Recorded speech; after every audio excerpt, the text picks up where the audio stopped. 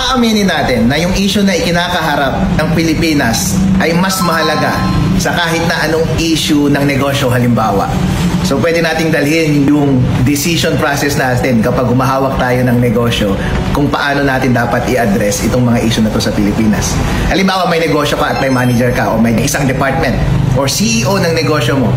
Alam mo, napakalaking pera ang ninakaw sa negosyo mo. Hindi mo maitatanggi yun. At yung itinuturo ninyong magnanakaw ay humarap at nagsabi ng statement. Sinabi niya, alam mo sir, ang totoong nagnanakaw ay yung CEO. Ikaw bilang business owner o shareholder, what's the least that you can do? Di ba ipapa-preventive suspension mo yun? Ayaw mo nang umupo pa yun for any one day longer. Wag na! Kasi malaki ang interest na nakasalalay. Paalisin mo talaga yun. Kakasuhan mo talaga, ipapakulong mo talaga yun.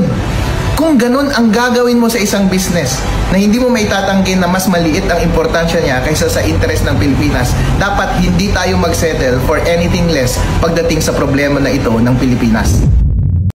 Sa dami ng fake news at script, dito, real talk lang tayo. Got TV reaction.